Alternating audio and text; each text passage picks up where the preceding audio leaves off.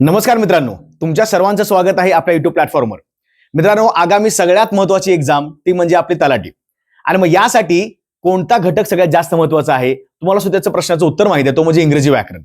कारण लक्षात ठेवायचं, इंग्रजी व्याकरणाला जे काही प्रश्न आहेत ते चांगल्या प्रकारे सुटणं गरजेचं आहे.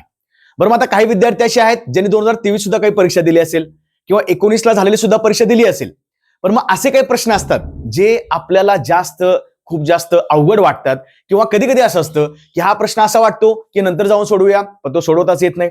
मग आपण काय करायचं मित्रांनो, या आपल्या सुपला शॉर्ट सिरीज मध्ये आपल्याला काय करायचंय तर ऍडव्हान्स काही क्वेश्चन बघायचे आहे.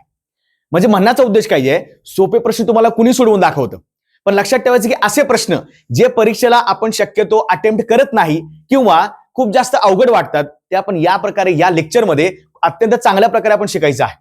तर मित्रांनो, शेवटपर्यंत व्हिडिओ बघायचा आहे. आणि विद्यार्थी नवीन असतील तर लक्षात ठेवायचं, आपण सध्या मोफत लेक्चर चालू केलेले आहेत. ते फक्त आपल्या युट्यूब चॅनलला लक्षात ठेवायचं, सबस्क्राईब केलं नसेल सबस्क्राईब करून घ्या. आणि जे इच्छुक विद्यार्थी आहेत, जे आपले मित्रमैत्रिणी आहेत, जे सध्या तलाठीचा अभ्यास करतायत, त्यांना नक्कीच हा व्हिडिओ शेअर करा आणि चॅनल सुद्धा सबस्क्राईब करायला सांगा. चला मित्रांनो, सुरुवात करूया. आजचं आपलं पहिलं लेक्चर आहे.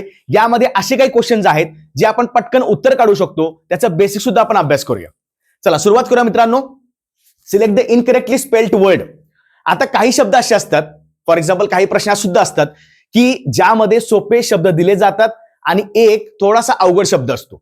म्हणजेच काय, तुम्हाला 3 सोपे शब्द दिले जातील जे स्पेलिंग बरोबर असेल, पण विचारतात काय तर इनकरेक्टली स्पेल्ड वर्ड. म्हणजेच काय, आता इथे बघा, इंटिग्रिटी, वोक, ॲब्रिव्हिएशन, डिलिजंट. तसं बघायला गेलं तर काय काय विद्यार्थ्यांच्या मनामध्ये हा प्रश्न असतो किंवा एक संदर्भ असा असतो की हा थोडासा एक शब्द मोठा आहे, कदाचित हा पर्याय असेल का, तर असं काहीच नाही लॉजिक लावायचं. आता लक्षात ठेवायचं, एकदम सर्वसामान्य गोष्ट लक्षात ठेवायची. बऱ्याचशे विद्यार्थी 2023च्या पॅटर्न मध्ये जो तलाठी पेपर झाला होता त्यामध्ये हा प्रश्न किंवा या प्रकारचे प्रश्न सोडले असतील. लक्षात ठेवायचं, इथं वोक म्हणजेच काय, तर मला माहित आहे की वेक चा V2 आहे वोक, म्हणजे हे तर बरोबर आहे. बरोबर. त्यानंतर ॲब्रिव्हिएशन म्हणजे एकदम लहान करून सांगणे, ॲब्रिव्हिएट करणे. खूप मोठ्या गोष्टी आपण ॲब्रिव्हिएट करतो. बरोबर. मग बघा, ॲब्रिव्हिएशन हे पण शन बरोबर आहे. डिलिजंट जास्त काम करणारा असेल, कष्टाळू असेल, खूप जास्त परिश्रमी असेल, आपण डिलिजंट असं म्हणतो. चांगल्या प्रकारचा शब्द आहे, पॉझिटिव्ह शब्द आहे. मग लक्षात ठेवा, जर 3 शब्द बरोबर असतील तर 100% चुकीचा शब्द कोणता आहे, तो आहे इंटिग्रिटी. चुकले काय बघा, आता तुम्हाला विचारले काय तर इनकरेक्टली स्पेल्ड वर्ड, म्हणजे ज्याचं स्पेलिंग चुकीचं आहे तर त्यावर आधारित तुम्हाला 100% प्रश्न विचारला जातो. म्हणजे लक्षात ठेवायचं की आपल्याला वोकॅब्युलरी खूप अत्यंत चांगल्या प्रकारे करणं गरजेचं आहे. लक्षात, म्हणजे बघा इथे याला काय पाहिजे तर हे लक्षात ठेवायचं, इंटिग्रिटी असा शब्द आहे. एकात्मता, सगळ्यांनी एकोप्यानं एकात्मतेने काम करायचं. मग लक्षात ठेवायचं की हे जे असे लहान लहान शब्द आहेत किंवा जे आपण नेहमी वापरामध्ये आणतो, इंटिग्रिटी असेल, इक्वॅलिटी असेल, सॉव्हरेनिटी असेल. मग लक्षात ठेवा, तुम्हाला माझा अजून एक प्रश्न आहे की जर इथं तुमचं इनकरेक्टली स्पेल्ड असा आपण शब्द काढलेला आहे, तुम्ही पर्यायामध्ये टाका मित्रांनो सॉव्हरेनिटी. सॉव्हरेनिटीचं मला स्पेलिंग सांगा. बरोबरचा पर्याय जे विद्यार्थी सिरियसली अभ्यास करत आहेत त्यांना पटकन उत्तर जमेल, किंवा थोडंसं कमी अभ्यास असेल, रिसर्च करा, सर्च करा आणि मग तुम्ही कमेंटमध्ये उत्तर टाका. कोणता शब्द आहे सॉव्हरेनिटी, मला कमेंटमध्ये उत्तर टाकायचं आहे. बरोबरचा पर्याय मला सांगायचा आहे. त्यानंतर पुढचा प्रश्न काय बघा, find the part of the sentence that has a grammatical error. म्हणजे काय, तुम्हाला दिलेल्या वाक्यामध्ये एक चुकीचं काही ठिकाणी ओळखायचं आहे. तो एक ऍडजेक्टिव्ह असेल, वर्ब असेल, प्रोनाउन असेल, नाउन, काही पण असेल. म्हणजे लक्षात ठेवायचं की तुम्हाला एका वाक्यामध्ये चुकीच्या गोष्टी ओळखणं गरजेचं आहे. You must finish your work before you go home. आता लक्षात ठेवा, बरेचसे विद्यार्थी एरर स्पॉटिंगला घाबरतात. म्हणजे होतंय काय, त्यांना कदाचित वाक्य वाचल्यावर अर्थ कळतो, पण त्यांना जर नियम माहिती नसतील आणि नियमाचे व्याकरण नाहीये, नियम माहिती असेल तर आपण व्यवस्थित त्या नियमाच्या आधारावर एक बरोबरचा पर्याय काढू शकतो. आता लक्षात ठेवा, जर सगळं वाक्य मी या बरोबर 4 भागामध्ये विभागलं, म्हणजेच काय केलं मी, बघा, युअर वर्क, इथं युअर वर्क आहे. यू मस्ट फिनिश, इथं यू मस्ट फिनिश्ड आहे. गो होम, इथं गो होम आहे. बिफोर यू आहे. मग मला काय करायचंय, 4 पर्यायामध्ये जिथं मला एरर सापडेल तो मला पर्याय लिहून घ्यावा लागेल. बरोबर ना. आता बघा, युअर वर्क मध्ये काय एरर आहे रे. बरं, इथे लक्षात घ्या, your work, you must finish your work, तुझं काम पूर्णच केलं पाहिजेस. एरर दिसतोय का, नाही दिसत. You must finished. आता लक्षात ठेवायचं मित्रांनो, जास्तीत जास्त एरर जे असतात ते शक्यतो वर्बवर आधारित असतात किंवा कधी कधी सब्जेक्ट आणि वर्बचं अग्रीमेंट याच्यावर आधारित असतात. मग मी अजूनही सांगतो, जास्तीत जास्त प्रकारचे जे एरर असतात ते सब्जेक्ट वर्ब अग्रीमेंट, वर्ब असेल, टेन्स असेल, स्पीच, व्हॉइस किंवा प्रिपोजिशन वर जास्त आधारलेले असतात. लक्षात ठेवायचं, यू मस्ट फिनिश्ड. इथं वाचल्यावर काहीतरी असं वाटतं की ज्यानं बेसिक ज्याचं माहिती आहे, ज्याला माहिती आहे की मस्ट काय आहे मित्रांनो, बघा एकदम बेसिक करूया. मस्ट काय आहे सगळ्यांना माहिती आहे. कॅन, कुड, मे, माइट, शाल, शुड, विल, वुड, मस्ट हे सगळे काय आहेत, मॉडेल ऑक्झिलरी वर्ब आहेत. मग आता ग्रामॅटिकल एरर काढायचं म्हणजे काय, नियमांचा अभ्यास करावा लागेल, बरोबर की नाही. मला सांगा, जर मॉडेल ऑक्झिलरी वर्ब नंतर कोणताही वर्ब घ्यायचा असेल तर तो मला फक्त V1च घ्यावा लागतो. मग हा तुमचा मॉडेल ऑक्झिलरीचा नियम आहे. म्हणजे म्हणण्याचा उद्देश काय आहे, त्या मस्ट नंतर V1 लागला पाहिजे होता. हा काय आहे बघा, हा V1 आहे का, हा V2 किंवा V3 असेल, पण मला V1 पाहिजे. म्हणजेच काय, याच मला वाक्यामध्ये, याच शब्दसमूहामध्ये मला एरर सापडलेला आहे. का सापडलेला आहे, मस्ट नंतर फिनिश पाहिजे होतं, इथं फिनिश्ड केलं, ईडी लागला म्हणजे V2 किंवा V3 झाला. म्हणजेच काय, या ठिकाणी तुमचा एरर आहे. बरं, पुढे काय आहे, गो होम, बिफोर यू. आणि थोडं डोक्यात आपण सेन्स लावायचा. जो पर्याय थोडासा मोठा वाटायला लागलाय, कदाचित ज्यामध्ये एक्स्ट्रा त्यांनी काहीतरी एरर टाकला असेल. आता हे बघा, your work, go home, before you, बरोबर तुमचा एरर सापडला. म्हणजे म्हणण्याचा उद्देश काय, असे प्रश्न आपण स्किप करतो, सोडतो. असं वाटतं की नंतर उत्तर आठवेल, उत्तर आठवत नाही, आपला वेळ निघून जातो आणि मग आपला मार्क कमी येतात. लक्षात. म्हणून अभ्यास करताना सिंपल क्वेश्चन तुम्हाला सगळेजण सांगते की हे महत्वाचे नाउन्स आहेत, प्रोनाउन्स आहेत, सिनोनिम, अँटोनिम, हे पण ठीक आहे, हे पण काही ठिकाणी महत्वाचे आहेत. पण पेपरमध्ये असे काही प्रश्न आपण सध्या सिरीज घ्यायला लागलोय, ऍडव्हान्स सिरीज, ज्यामध्ये असे प्रश्न अजिबात चुकवायचे नाहीत आणि या प्रकारचे प्रश्न आले ते सुद्धा व्यवस्थित सॉल्व्ह करायचे. ठीक आहे, चला पुढचा प्रश्न बघूया. Select the most appropriate option for the given blank. Mom was cooking dash dinner when we reached home. आर्टिकलचा क्वेश्चन आहे. कसं मला कळालं, डिरेक्टली पर्याय आर्टिकलचे आहेत. आता मला चेक करायला लागेल की बाबा डिनर साठी, कारण का नाउनच्या पूर्वी आर्टिकल लागतं. बरं, मग डिनर साठी कोणतं आर्टिकल लागेल. आता मला सांगा, डिनर साठी आर्टिकल द लागेल, आर्टिकल अँड लागेल, तर अँड तर अजिबात लागणार नाही. बघा, असे प्रश्न आपण या रिव्हर्स प्रकारे सॉल्व्ह करायचे. म्हणजे काय करायचं, 4 पर्यायापैकी कोणता पर्याय लागत नाही तो पर्याय पहिला कॅन्सल करायचा, बरोबर. आता अँड डिनर काय असतं का, ड चा उच्चार आहे, व्यंजनाचा उच्चार आहे, स्वराचा उच्चारच नाहीये, मग कशाला तुम्ही अँड लावताय. मग अँड मी कॅन्सल केलं. आता जर मी द घेतलं, समजा आपण रिव्हर्स पद्धतीने चालूया, लक्षात ठेवायचं. जर मी द हार्ट एक आर्टिकल घेतलं, मला सांगा त्या डिनर बद्दल स्पेशल माहिती सांगितलेली आहे का. Maugham was cooking the dinner, कोणतं डिनर, डिनर बद्दल एक्स्ट्रा माहिती आहे का, काही विशेष काही दिलेली आहे का माहिती, अजिबात नाही. मग याला पण घेऊन जायची गरज नाही. बर, आता राहिला कोणतं ऑप्शन, नो आर्टिकल रिक्वायर्ड. म्हणजे काय, बऱ्याच ठिकाणी नाउनच्या पूर्वी आर्टिकल लावायची गरज नसते. मित्रांनो, जे विद्यार्थी पाहत आहेत त्यांना कदाचित जर माहिती असेल की कोणत्या कोणत्या शब्दापूर्वी आर्टिकलची गरजच नाही, मला कमेंटमध्ये उत्तर सांगायचंय. ठीक आहे, पण इथं आपण बघूया. चला, डिनर जर समजा मी अ डिनर घेतलं तर अचा अर्थ काय होतो रे, अचा अर्थ होतो एक. I have a pen, a pen म्हणजे एक pen. I have a remote, a remote म्हणजे एक रिमोट. माझा प्रश्न असा आहे की जर आर्टिकल अ वापरलं, अ म्हणजे सिंग्युलॅरिटी म्हणजे एक झालं, तुम्ही असं म्हणता का, बघा, Maugham was cooking a dinner. ठीक आहे, आई काय करते तर एक संध्याकाळचा स्वयंपाक करते, एक करते, 2 करते, असं आपण म्हणतो का. म्हणजे याचा अर्थ काय, आर्टिकल अ सुद्धा लावायची गरज नाही. नो आर्टिकल रिक्वायर्ड म्हणजे डिनरच्या पूर्वी आर्टिकल लावायची गरज नाही. त्याच प्रकारे तुम्ही ज्या ज्या प्रहरामधलं जेवण करता, जे काय मील घेता, सकाळचा ब्रेकफास्ट असेल, दुपारचं लंच असेल, संध्याकाळचं डिनर असेल आणि लेट नाईटचं सप्पर असेल, तर या कोणत्याही ठिकाणी तुम्हाला आर्टिकल लावायची गरज नाही. मग लक्षात ठेवायचं, कोणत्या ठिकाणी आर्टिकल लावायची गरज नाही, त्यातला हा एक भाग आहे. म्हणून अभ्यास करताना कुठं आर्टिकल लावायचे, त्याचबरोबर कोणत्या ठिकाणी आर्टिकल लावायचे नाहीत, तेवढंच महत्वाचं आहे. आपण एका अँगलनं काय विचार करतो, हा इथे तर आर्टिकल लागले पाहिजे. पण लक्षात ठेवायचं की ऍडव्हान्स सिरीज मध्ये काय करायचं, कुठं आर्टिकल लागणार नाहीत ते सुद्धा लक्षात आलं तर आपला मार्क मिळू शकतो. लक्षात व्यवस्थित बघायचंय, बाकी काय गरज नाही, कारण का तुमचं या ठिकाणी जास्त लक्ष देणं गरजेचं आहे. ठीक आहे, चला पुढचं बघा. Identify the most appropriate meaning of the given idiom किंवा phrases. Put all your eggs in one basket. ज्या ज्या विद्यार्थी मित्रांनी आपापल्या बॅचेस केल्या असतील त्यांना माहिती असेल बघा. मी नेहमी सांगायचो कोणताही इडियम आला, आता तुम्हाला बऱ्याच वेळा काही लोक सांगतात हे इडियम पाठ करा, ते इडियम पाठ करा, तो वर्ब पाठ करा, तो सिनोनिम पाठ करा.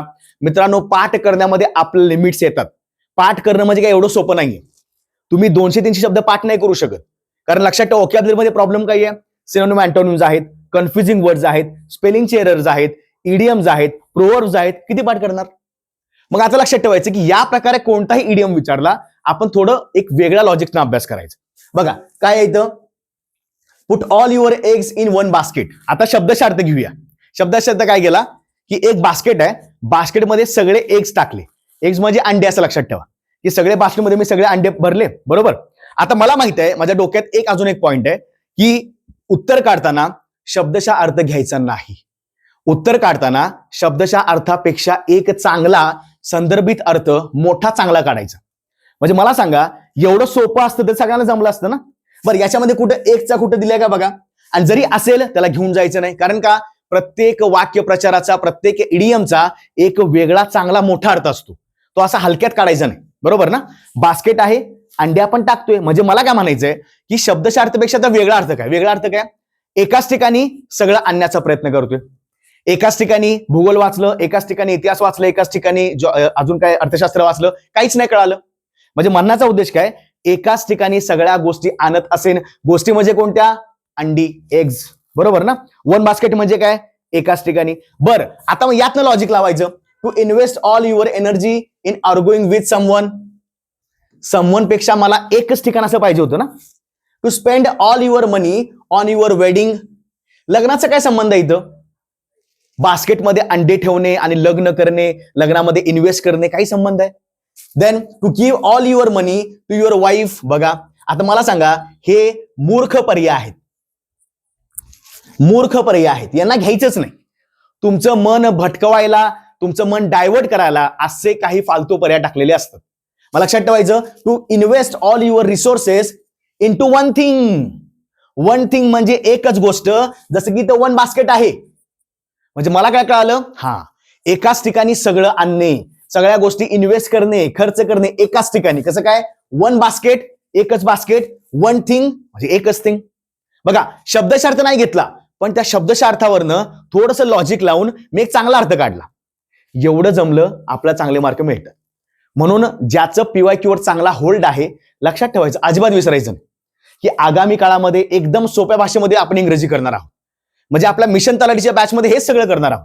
जेवढं जमेल तेवढं युट्यूब मार्फत आपण फ्री कंटेंट देत आहोत. म्हणून म्हणलं, सिरियसली जे विद्यार्थी तलाठीचा अभ्यास करतात त्यांना परिपूर्ण हे चॅनलची सगळी माहिती देऊन टाक. आलं का लक्षात? चला पुढे पाहूया आपण.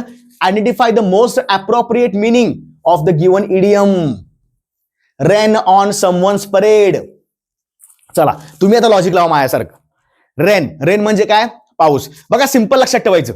कुणी काही सांगू देत, कुणी काही सांगू देत, परीक्षेला गेल्यावर तिथं पूर्ण चक्रे फिरायला लागतात. ही इथं बसून शिकवणं वगैरे सोपं वाटतं, पण परीक्षेला, आता आम्ही सुद्धा विद्यार्थी आहोत, परीक्षेला गेल्यावर कळते की यार चला हा प्रश्न कसा आहे तर कसा काढायचा. मग जी लोक शिकवतात की चला याचं उत्तर ते आहे, त्याचं उत्तर ते आहे, हे ते आहे, ते हे आता समजतं. परीक्षेला गेलं की गोंधळाची परिस्थिती असते, काही समजत नाही. मग आपण काय करूया, प्रत्येक शब्दाचा अर्थ बघूया, बरोबर. आता मी टेक्निक काय सांगितली, एक शब्दशः अर्थ काढूया, त्याच्यावरनं अजून एक चांगला अर्थ काढायचा, तो आपण पर्याय लिहून टाकायचा. बघा, rain on someone's parade. Rain म्हणजे काय? पाऊस पडणे, बरोबर ना. रेन म्हणजे पाऊस. परेड, परेड म्हणजे कदाचित एखादी गोष्ट मला चांगली करायची आहे, मी एखादं काही नियोजन केलेलं आहे. मग रेन ऑन समवन्स परेड म्हणजे एखाद्या नियोजनावर पाऊस पडणे. आता मला त्याचा अर्थ, तुम्हाला अर्थ कळाला की नियोजन केलेलं आहे. पाऊस पडणे म्हणजे काय पडणं, तर ते खराब होणं. म्हणजे फॉर एक्झाम्पल काय, मी कार्यक्रमाचं नियोजन केलं, अचानक पाऊस पडला. आता शब्दशः अर्थ बघा, पहिल्यांदा अचानक पाऊस पडला, सगळं नष्ट झालं. म्हणजे काय, ते माझं काम पूर्ण झालं का? नाही झालं. म्हणजे मी काय म्हणणार की माझ्या आनंदावर विरजण पडलं, बरोबर ना. मी एखादं काम करायला लागलोय, अचानकपणे पाऊस आला, माझं बाहेर जाणं होणारच नाही, म्हणजे मला एखादी गोष्ट पूर्णच नाही होणार. हा आपला शब्दशः अर्थ, बरोबर ना. आता यातनं आपण चांगला अर्थ काढूया. बघा, टू डॅम्पन समवन्स एक्साइटमेंट, ठीक आहे. टू हॅम्पर समवन्स प्लॅन्स, ठीक आहे. टू थिंक समवन्स इविल, नाही. कुणाच्या बद्दल चुकीचं काही प्लॅनिंग करणे, विचार करणे अजिबात नाही. का? काय सांगितलंय? Someone's parade, rain on someone's parade म्हणजे कुणाची तरी परेड, कुणाच्या नियोजनावर पाणी फिरवणे. म्हणजेच काय, समजा आता मला आनंद साजरा करायचा आहे, पण जर एखादी चुकीची घटना झाली असेल, रेन ऑन त्याला परेड म्हणतात. म्हणजेच काय, त्या आनंदावर विरजन होणे. म्हणजेच काय, तर ते चुकीचं आपण लक्षात ठेवायचं, वेगळ्या अर्थाने लक्षात ठेवायचं. एक्साइटमेंट असते, आनंदाच्या गोष्टी असतात, अशा वेळी एखादं काय रेन ऑन झालं तर लक्षात ठेवा इथं ती गोष्ट पूर्ण होत नाही आणि आनंद आपला पूर्णपणे नष्ट होऊन जातो. ठीक आहे, लक्षात ठेवायचं. To interfere in someone's life, काय इंटरफिअर करायचं, इथं तो काय संबंध आहे का? मी काय म्हणलं, नॉर्मल एखाद्याचं नियोजन चांगलं चालू आहे, आनंदाचा क्षण आहे आणि अचानकपणे पाणी फिरलं, म्हणजेच काय झालं, एक्साइटमेंटवर खूप जास्त प्रॉब्लेम होणे. म्हणजेच बघा, टू डॅम्पन समवन्स एक्साइटमेंट, हा त्याचा बरोबरचा अर्थ आहे. म्हणजे जर एखाद्याचं एक्साइटमेंट असते की यार चला आता मला ट्रिपला जायचंय आणि अचानक काय झालं, तुमच्या गाडीचं चाक पंक्चर झालं, मग याचा अर्थ काय, रेन ऑन समवन्स परेड. ठीक आहे, प्लॅन ठरला की चला आज जाऊन या ठिकाणी वास्तुसंग्रहामध्ये जायचंय, काही गोष्टी पाहायच्या आहेत, पण एवढं नंतर कळालं, जायच्या आधीच कळालं, चला तिथे गेलं, किंवा थोडं तिथे गेल्यावर कळालं की आज तर संडे आहे किंवा आज मंडे, तिथे लॉक असणार आहे. म्हणजेच काय, एक्साइटमेंट असते की ही गोष्ट करायची आहे पण ती गोष्ट पूर्ण होत नाही. मग लक्षात ठेवा की हे नेहमी तुमच्या एक अंडरस्टँडिंगचा पार्ट पाहिजे. कुठलाही तुमचा इडियम आला, थोडंसं मराठीमध्ये शब्द बघायचे, मराठीतला अर्थ काढायचा शब्दशः, त्यानंतर मग एक स्टँडर्ड अर्थ काढायचा. ठीक आहे, नेहमी लक्षात ठेवायचं. Okay, select the most appropriate option for the given blank. If she dash she would have pass the exam. सांगा बघू आता, इफ शी डॅश. आता बऱ्याच विद्यार्थ्यांना हे सुद्धा माहिती नाही की इफच्या क्लॉजेसमध्ये 2 ते 3 त्याचे वेगवेगळे डिग्री असतात. पहिली डिग्री, दुसरी डिग्री, तिसरी डिग्री. मी तुम्हाला थोडक्यात सांगेन, कारण मला पुढे परत घ्यायचं आहे. मी तुम्हाला इफचे वेगळे एक्झाम्पल, आपण वेगळे 20 एक्झाम्पल सॉल्व्ह करूया, काय हरकत नाही. पण आता लक्षात ठेवायचं की तुम्हाला कुणी सांगेल की हे पर्याय असे सोपे असतात, एवढं सोपं नाहीये. लक्षात ठेवायचं मित्रांनो, इफच्या 3 डिग्री आहेत. जर इफ सोबत कुठल्याही कर्त्यानंतर, बघा लक्ष द्या, इफ सोबत कुठल्याही कर्त्यानंतर V1 लागला तर इफ नंतरच्या वाक्यामध्ये तुम्हाला काय लावावं लागतं, विल किंवा शाल. पुढच्या वाक्यामध्ये, ठीक आहे, म्हणजे if I study hard I will pass the exam. कधी, कर्त्यानंतर V1 लागला, इकडे विल शाल. जर इफच्या वाक्यात, पहिल्या इफच्या जोडूनच्या वाक्यामध्ये जर कर्त्यानंतर समजा V2 लागला, बघा आता याचं पास्ट टेन्स झालं, याचं पण पास्ट टेन्स करायला लागेल ना. का, तर लक्षात ठेवायचं, इंग्रजी व्याकरणामध्ये आपल्याला पूर्ण वाक्यामध्ये बॅलन्स करणं गरजेचं आहे, टेन्स बॅलन्सिंग करणं गरजेचं आहे. जर याचा V1 V2 केला म्हणजे मी पास्ट केला, तसंच मला विलचा सुद्धा पास्ट टेन्स वुड करावा लागेल आणि शालचा सुद्धा पास्ट टेन्स शुड करावा लागेल. कधी पास्ट टेन्स असेल, हे पण पास्ट टेन्स, बॅलन्सिंग गरजेचं आहे. देन जर इफच्या वाक्यासोबत लक्षात ठेवायचं हॅड प्लस V3 लागला, तर इफच्या नंतरच्या वाक्यामध्ये नेहमी लक्षात ठेवा वुड असेल, हॅव असेल, प्लस V3 लागतो. वुड किंवा शुड पण चालेल. बघा इथं हॅड प्लस V3 असेल, इथं हॅव प्लस V3 पाहिजे, पण वुड शुड न ते पास झालं, म्हणजे बॅलन्स झालं. आता आपल्याला विचारले काय बघा, if she dash she would have, म्हणजे काय, मला पुढच्या वाक्यात माहित आहे. पुढचं वाक्य कसं काय, कॉमा नंतर पुढचं वाक्य असतं. शी वुड हॅव पास्ट, हा पास्ट आहे V3, म्हणजे माझा पॅटर्न कोणता झाला, वुड हॅव प्लस V3 आहे का कुठं बघा, हे पण नाही, वुड शुड, इथं नेहमी तुमचा V1 लागतो, मला V3 पाहिजे, वुड हॅव V3. मग जर वुड हॅव V3 असेल तर पहिल्यांदा काय पाहिजे, मला हॅड प्लस V3 पाहिजे. मग हॅड प्लस V3 कुठे आहे बघा, had plus V3, had plus V3. म्हणजे लक्षात ठेवायचं, इफ मध्ये 3 डिग्र्या करणं महत्वाचे आहे. 2023च्या तलाठीच्या पेपरमध्ये बऱ्याच शिफ्टमध्ये असलेच प्रश्न विचारलेले होते. इफच्या डिग्री अजिबात विसरायचं नाही. V1 असतं, विल शॅल घेतलं असतं, V2 असता, पास्ट टेन्स वुड शुड घेतला असता, हॅड प्लस V3 असता तर would should have plus V3 घेतला असता. लक्षात, म्हणून म्हटलं ऍडव्हान्स सिरीजचा तुम्हाला फायदा होणार आहे. आता बऱ्याच विद्यार्थ्यांना इंग्रजी व्याकरणाला समजा 50 पैकी 35, 32, 30 जे काय मार्क पडतात, तर एवढे कमी मार्क पडून तर चालणार नाही, कारण तलाठीचा कट ऑफ जास्त लागतो. मला लक्षात ठेवायचं, हे जे जास्त तुम्हाला करायचं आहे ना, हे अशा क्वेश्चन मध्ये मार्क घ्यायचे. मग असे 5-6 क्वेश्चन मराठीचे असतील, 5-6 क्वेश्चन असे इंग्रजीचे असतील, GS GK. म्हणजे विचार करा की जर आपण 10 ते 12 प्रश्न अजून चांगले आले तर आपण 180-85 चे रेंज क्रॉस करतो. म्हणून म्हटलं ऍडव्हान्स सिरीज प्रत्येकानं बघणं गरजेचं आहे. इंग्रजी व्याकरण चांगल्या आणि उत्तम प्रकारेच होणार. लक्षात, चला पुढचा.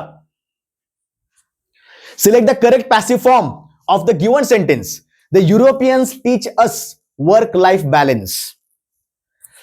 व्हॉइस मध्ये शांत डोक्याने विचार करायचा.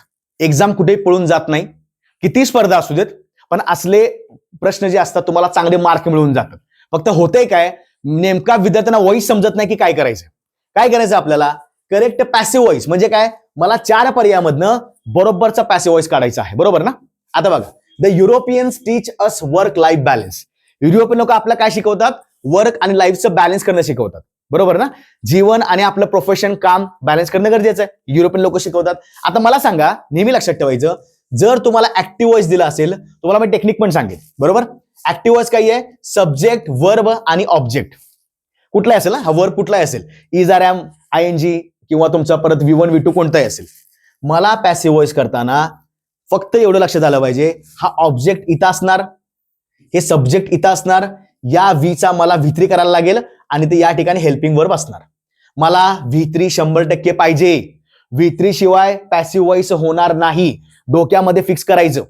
V3 शिवाय पॅसिव्ह व्हॉइस होतच नाही, पॅसिव्ह व्हॉइस मध्ये V3 पाहिजे. मग आता आपण काय करूया, इथं टीच आहे बघा, हा वर्ब झाला ना. साधं लॉजिक काय आहे, टीचचा V3 काय आहे, टीच, टॉट, टॉट, TAUGHT. टॉट कुठं आहे बघा, इथं टॉट आहे, इथं पण टॉट आहे, इथं पण टॉट आहे, इथं पण टॉट आहे. मग त्यांनी काय केलं, आपल्याला कन्फ्युज करून टाकलेलं आहे, कारण का सगळ्या ठिकाणी टॉट आहे. पण आपण पण हुशार आहे, आपण काय करायचं बघ, आता काय करूया, या सगळ्या वाक्याला आपण सब्जेक्ट, वर्ब आणि तुमच्या याच्यामध्ये आणू, कशामध्ये, ऑब्जेक्ट मध्ये आणू. ठीक आहे, बघा, वाक्याची सुरुवात ज्या कर्त्यानं होते तो झाला सब्जेक्ट, हा सब्जेक्ट झाला.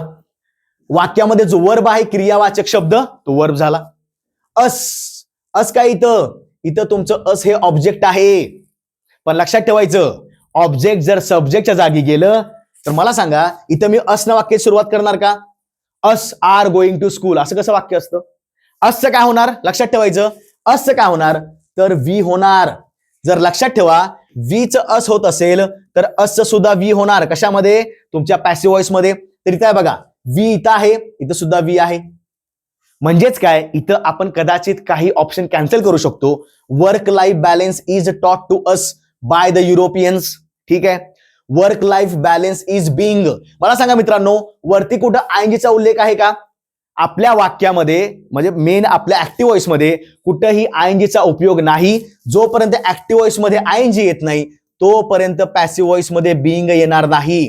इथं बिंग सापडलं बघा, मला बिंग सापडलं, हा पर्याय कॅन्सल, बरोबर. आता मला सांगा, द युरोपियन्स टीच, टीच काय आहे, टीच प्रेझेंट टेन्स आहे, बरोबर ना. टीच, टॉट, टॉट. नेहमी लक्षात ठेवायचं, ऍक्टिव्ह व्हॉइस मध्ये जो टेन्स असेल, ऍक्टिव्ह व्हॉइस मध्ये जो टेन्स असेल तोच टेन्स तुम्हाला पॅसिव्ह व्हॉइस मध्ये ठेवायचा आहे, म्हणजे या ठिकाणी. म्हणजेच काय, जर V1 असेल, प्रेझेंट असेल, तर मग इज, आर, एम घ्या, ते पण प्रेझेंट आहे. जर टॉट असतं V1 मध्ये, सॉरी तुमच्या ऍक्टिव्ह व्हॉइस मध्ये, मला वॉज, वेअर घेता आला असतं. आता लक्ष द्या, इथं टीच आहे आणि टीच जर असेल, मला वेअर कसं घेऊन चालेल. मी आताच काय म्हणलं, टीच हे प्रेझेंट टेन्स आहे. प्रेझेंट टेन्स मला कुठले पर्याय शिल्लक राहतात, कुठले शब्द शिल्लक राहतात, इज, आर, एम. वेअरची गरज आहे का, वेअरची पण गरज नाहीये.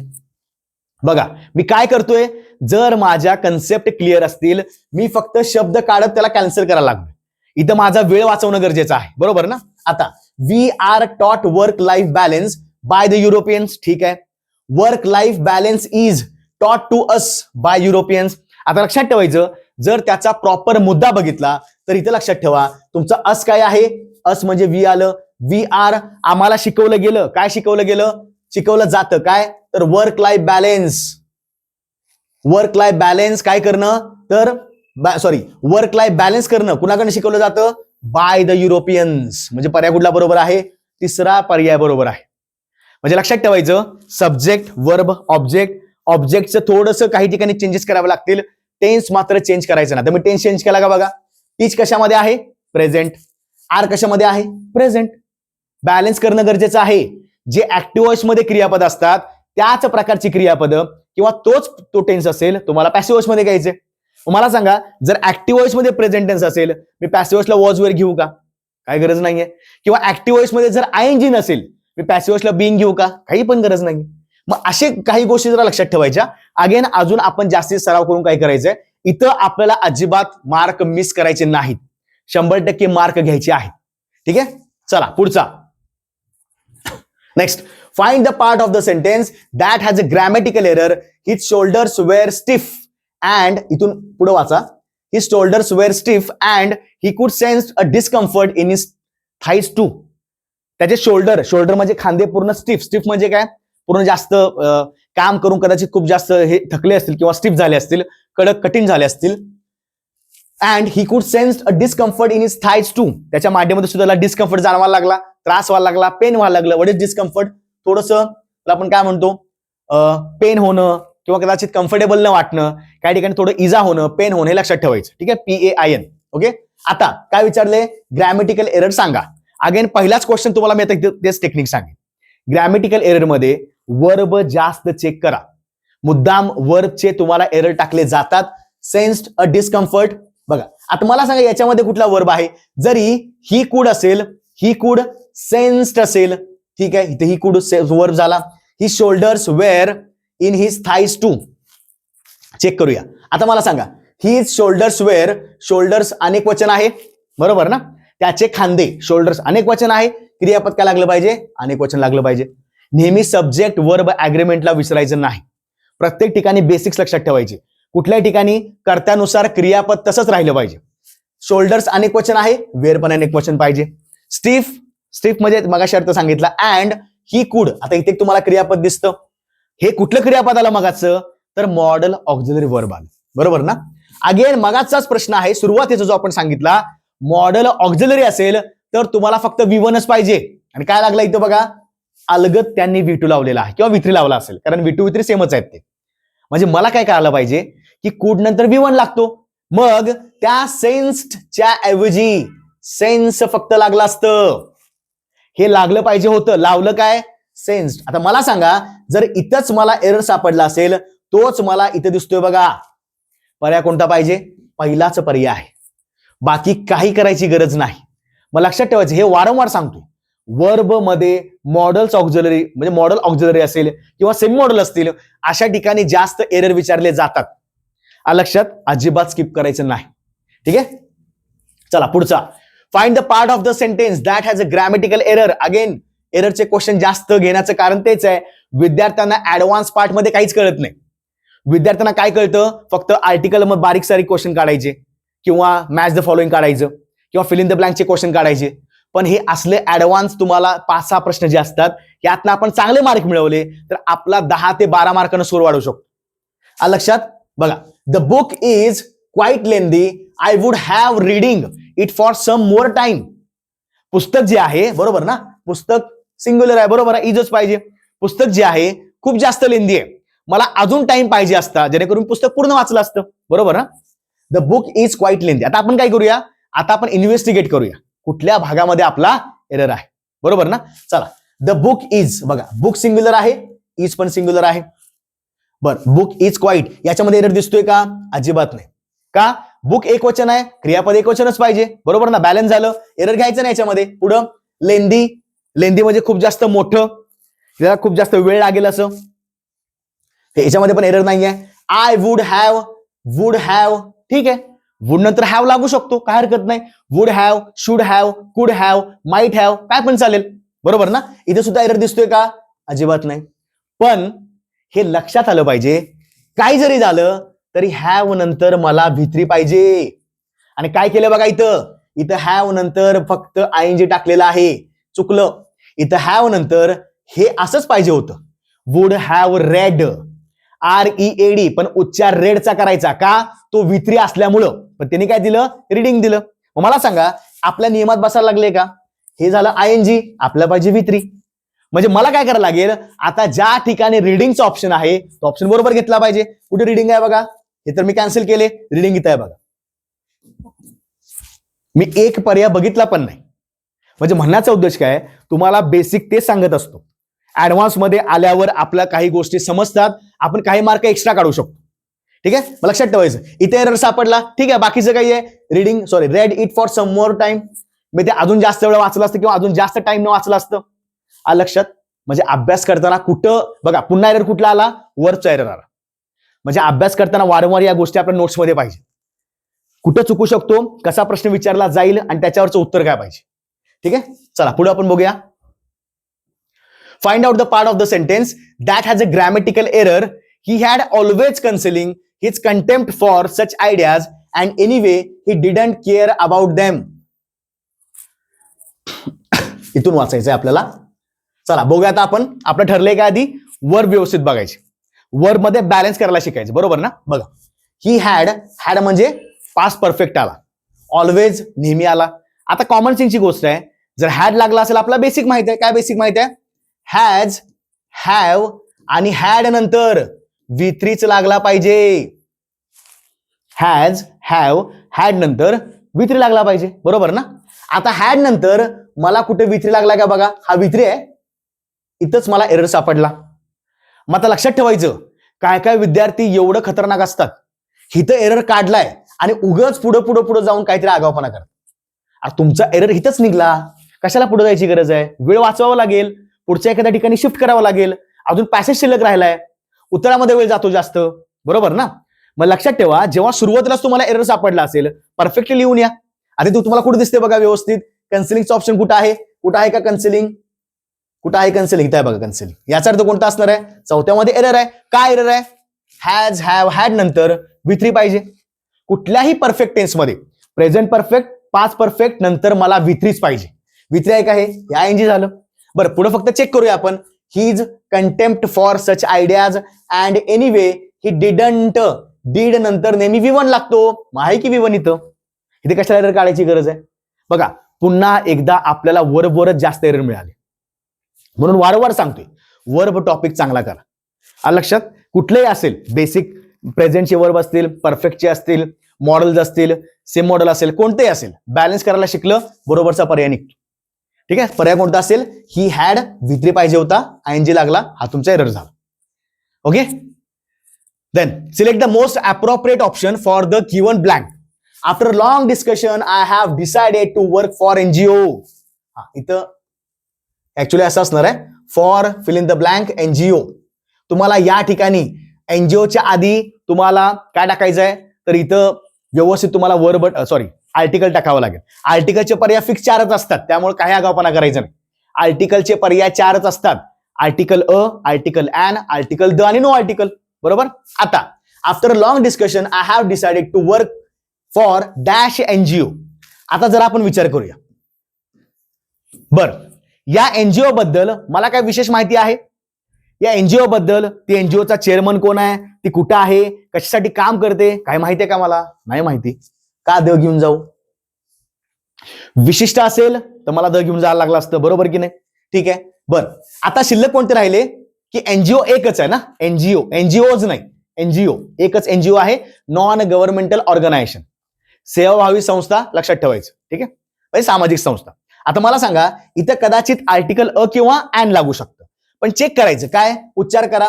मित्रांनो मला सांगा, NGOचा उच्चार करत असताना मी सुरुवातीला असा उच्चार करतो ना, NGO, पण म्हणतो काय मी सुरुवातीला?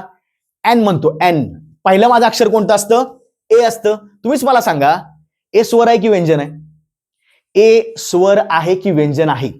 ए जर स्वराचा उच्चार होत असेल तर मला या ठिकाणी एनच घ्यावं लागेल.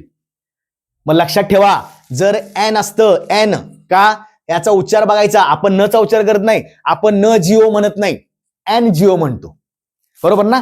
NGO, MLA, SP, MSC, LLB. ज्या ज्या ठिकाणी ए चा उच्चार होणार, हा ए नेहमी स्वराचा उच्चार दाखवतो. आणि लक्षात ठेवा, उच्चार स्वराचा असेल तर मला परफेक्टली एनचा ऑप्शन आला पाहिजे. मग अजून सुद्धा विद्यार्थ्यांना माहिती नसतं की आर्टिकल कोणतं लावायचं, कधी उच्चार कुठला केल्यावर. मग हे नेहमी लक्षात ठेवायचं, पाठ करायची गरज नाही, कोणताही शब्द असू देत. आता उद्या असं विचारलं, चला तो LLB आहे, मग चेक करा LLB. एल आपण पहिलं काय म्हणतो? आपण ल म्हणत नाही ना, LLB म्हणतो डिग्रीला, लक्षात ठेवा. मग एल असेल तर पहिलं काय झालं अक्षर? ए झालं. मग ए हा स्वर असेल, स्वराचा उच्चार असेल तर मला एन घ्यावा लागेल. मग एम वर्ण, एल वर्ण, एस वर्ण, ज्या ज्या कोणत्या पद आहेत, ज्या ज्या कोणत्या डिग्री आहेत, तिथेच फक्त एन लागणार. मला कमेंटमध्ये टाका एम वर्ण, एस वर्ण आणि एल वर्ण काही महत्वाची पद आणि डिग्र्या. हे तुमचं काम आहे. ठीक आहे, जेणेकरून तुम्हाला पूर्णपणे व्हिडिओ सुद्धा बघता येईल व्यवस्थित. चला पुढचा, हा शेवटचा आहे मला वाटते. ओके ठीक आहे, अजून एक. Select the sentence with no spelling error. कुठल्या वाक्यामध्ये स्पेलिंग एरर नाही? तर चेक करूया आपण. बघा, कुठल्या वाक्यामध्ये स्पेलिंग एरर नाही. आता लक्षात ठेवायचं मित्रांनो, तलाठीसाठी 2023च्या पॅटर्न मध्ये असे मोठे मोठे शब्द घेतले होते, मोठी वाक्य घेतली होती. का घेतली होती? तुमचं थोडंसं डायव्हर्जन, तुमचं थोडं लक्ष विचलित करण्यासाठी. आपण लक्ष विचलित करायचे नाही. जे जे मोठे शब्द असतात मुद्दाम त्याच्यामध्ये एरर दाखवला जातो, ते चुकीचे स्पेलिंग मध्ये लिहिलेले असतात. फॉर एक्झाम्पल वोटर्स, आपण काय करूया, सगळ्या मोठ्या शब्दांना आपण अंडरलाईन करून ठेवू. Voters supported conservatives, their potential, far right allies, they refuse to punish the socialist. Okay, voters supported the conservatives but not their potential, far right allies, they refused. बघा आता हे जर मी म्हणजे एका शब्दाला एका ह्याला काय केलं, एका तुमच्या पर्यायामध्ये मी फक्त मेन शब्द अंडरलाईन केले. आता वोटर्स आपण बघूया. वोटर स्पेलिंग बरोबर आहे ना? हा बरोबर आहे, इथे बरोबर आहे, इथे पण बरोबर आहे, इथे बघ चुकला. इथं कसं काय चुकला? अरे वोटर्सला VOTER असतं ना, इथं VOTA आहे, कॅन्सल. असं ध्यानात ठेवायचं. हा, आता दुसरी गोष्ट अशी पण आहे की ऑनलाईन एक्झाम आहे, आपण काय ऑनलाईन करू शकत नाही, पण मेजर शब्द फक्त बघायचे, हे शिफ्ट करायचं खाली. 1 2 3 4 सापडला म्हणजे हा पर्याय येणारच नाही. कारण काय विचारले, काय नो स्पेलिंग एरर, कुठल्या पर्यायामध्ये स्पेलिंगचा एरर येत नाही तो निवडायचा आहे. ठीक आहे, पहिला हा चौथा कॅन्सल झाला. आता सपोर्टेड डबल-P असतं, डबल-P RTED बरोबर आहे. कन्झर्वेटिव्ह इथे बघा, इथं कंझर, इथं ईच नाहीये, कंझर असतं ना, कन्झर्वेटिव्ह CONSER पाहिजे, हे सापडलं म्हणजे हाच पर्याय कॅन्सल झाला. 2 पर्याय गेले. बघा हे लॉजिक लक्षात ठेवायचं. माझं काम काय आहे, तुम्हाला त्या उत्तरापर्यंत नेण्याचं काम आहे. तुमचं काम काय आहे, थोडंसं अजून त्याच्यामध्ये प्रॅक्टिस करा, तुमचं पर्याय बरोबर निघणार. ठीक आहे. बट नॉट देअर, इथे एक देअर शब्द आहे बघा, देअर, इथं देअर आणि पुन्हा देअर. मला साधी गोष्ट सांगा, voter supported the conservative but not there potential. There म्हणजे त्यांचं पोटेन्शियल, त्यांची इच्छाशक्ती, बरोबर ना, त्यांची क्षमता. त्यांची म्हणजे कोणतं येतं, THEIR पाहिजे. काय दिले, THERE. हे तर मला अजिबातच नको. पर्याय क्रमांक दुसरा सुद्धा गेला आणि पर्याय क्रमांक बरोबर कोणता आहे, तिसरा बरोबर आहे. बघा मी आता अजून सुद्धा पूर्ण वाक्य वाचलेलं नाही, तुमच्या माहितीला सांगतो. मी काय केलं, 4 शब्द अंडरलाईन केले, ते शब्द मी खाली खाली बघितले आणि मग मला कळालं की मी पर्याय कॅन्सल करू शकतो. विद्यार्थी काय करतात, सगळं पर्याय वाचत बसतात. सगळं वाचला, वरचा विसरून गेला, कारण का मोठं वाक्य आहे, मोठा शब्द आहे. म्हणून तेवढं लक्षात ठेवायचं की बाबा इथं काही स्पेलिंगचे एरर आहेत. स्पेलिंगवर एररला 100% प्रश्न विचारला जातो, हलक्यात घ्यायचं नाही. ठीक आहे. Okay, next, identify the most appropriate meaning of the given idiom. Bite the bullet. घरामध्ये 4 लोक मोठी आलेली असतात, गप्पा मारत असतात, आई वडील त्याच्यामध्ये सामील असतात. आपले नातेवाईकच पकडा, नातेवाईक 2-3 बाहेर ना आले, आपले काका काकी किंवा मावशी आल्या, घरात सगळे बसलेले आहेत. आणि आपण लहान असताना काय करायचो, काहीतरी मध्येच जाऊन काहीतरी आगाऊपणा करायचो. कुठं टीव्हीचा रिमोटच टाक, कुठं ग्लासमधलं पाणी उलटं कर, कुठं पाणी सांड, काही करायचो. That is called as bite the bullet. Bite the bullet म्हणजे काय, आता शब्दसार्थ घेऊया. बुलेट म्हणजे बंदुकीची गोळी, बाईट म्हणजे चावा घेणे, त्याचं कोण करतं का, पण शब्दसार्थ बघा की त्या बंदुकीच्या गोळीचा चावा कोण घेणार आहे का. म्हणजे आपण काय करतो, या ठिकाणी नको त्या गोष्टी करत असतो. टू डू अनप्लेझंट थिंग्स, काही करण्याची गरज नसते, पण उगाच काहीतरी मुद्दाम काहीतरी आगाऊपणा करणार. टॉक अननेसेसरी नाही, स्टॉप वर्किंग ऑन इट नाही, स्टॉप द फायरिंग. बघा हे शब्दशार्थ घेतला, बुलेट फायरिंग अजिबात नाही.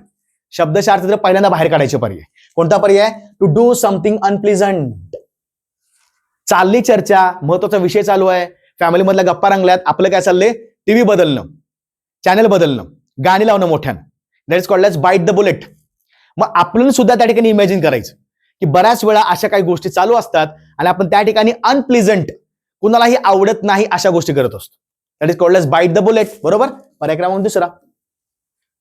मित्रांनो, याच प्रकारच्या आपल्या काही गोष्टी करायच्या. म्हणजे म्हणण्याचा उद्देश काय आहे, आगामी काळामध्ये तुम्हाला असं जरी वाटलं की बाबा चला आपल्याला चांगली तयारी होत आहे, तुमच्यासाठी आपण फ्री लेक्चर्स घेत आहोत. तलाठी प्रत्येकाचं स्वप्न आहे, ग्राम महसूल अधिकारी प्रत्येकाचं होण्याचं स्वप्न आहे. लक्षात ठेवा, ग्रामीण भागामध्ये सगळ्यात चांगली पोस्ट हीच आहे. आणि जर चांगला अभ्यास करायचा असेल तर आगामी काळामध्ये जी भरती निघणार आहे त्यामध्ये आपलं नाव असणार आहे. म्हणून लक्षात ठेवायचं, यासाठी या चॅनेलला सबस्क्राईब करून ठेवा. आणि आगामी काळामध्ये गणित बुद्धिमत्ता असेल, मराठी असेल, इंग्रजी असेल किंवा अजून कोणते GS GK चे घटक असतील, तुम्हाला फ्री लेक्चर्स मार्फत आपण सगळे शिकवणार आहोत. ठीक आहे, मग एकदा लक्षात ठेवायचं, मिशन तलाठी जे आहे महत्वाचं, हे आमचा मोठा तोच आहे, उद्देश तोच आहे की जास्तीत जास्त विद्यार्थ्यांपर्यंत पोहोचलं पाहिजे, की ही जी चळवळ आहे की विद्यार्थ्यांपर्यंत चांगल्या गोष्टी पोहोचवणं. तुम्हाला बऱ्यापैकी समजलंच असेल की आपले लेक्चर सुद्धा अवेलेबल आहेत, चालू आहेत. त्यामुळे ज्यांना तलाठीचा चांगला अभ्यास करायचा आहे त्यांनी नक्की आपलं चॅनल सबस्क्राईब करा आणि आपल्या मित्रमैत्रिणींना सुद्धा शेअर करत चला.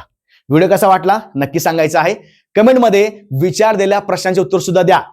लक्षात, पुन्हा आपण भेटूया एका वेगळ्या लेक्चरमध्ये, अजून काय प्रश्न घ्यायचे आहेत. ठीक आहे, तोपर्यंत धन्यवाद. जय हिंद.